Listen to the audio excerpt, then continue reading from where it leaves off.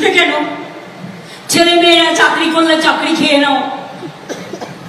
মানুষ ঠেকোবাক নাম শুনেছেন, চাকরি ঠেকোবাক শুনেছেন? তা উনি বহুদিন ধরে বলে আসছেন এবং এই কথা কেউই গুরুত্ব দেয় না। আমার ধারণা ওনার দলে যারা একটু বুদ্ধিশুদ্ধি রাখে তারাও গুরুত্ব দেন। উনি এগুলো বলে যাচ্ছেন কারণ একটাই জানেন ভালো যে এই রাজ্যে এবারে তৃণমূলের ডিজাস্টার হতে চলেছে।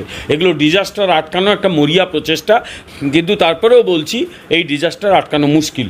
নরেন্দ্র মোদী চাকরি খাননি, এখানে আদালতের নির্দেশে সিবিআই ইডি তদন্ত হয়েছিল, আদালতের নির্দেশে তারা কাজ করছে এবং তাদের দেরি হচ্ছে বলে আদালত কখনো ভৎসনা করেছে এবং মামলাটা করেছে সম্পূর্ণভাবে বঞ্চিত চাকরি প্রার্থীরা। এখানে বিজেপি দল হিসেবে কোথাও কোনো মামলা করেনি। এই ধরনের কথাবার্তা যিনি বলেন আদৌ তিনি কিচ্ছু জানেন না, কিন্তু আমি বিশ্বাস করি না তিনি জানেন না, তিনি সবই জানেন, জেনেও তিনি তার স্বভাবসিদ্ধ ভঙ্গিতে এই কথা বলছেন।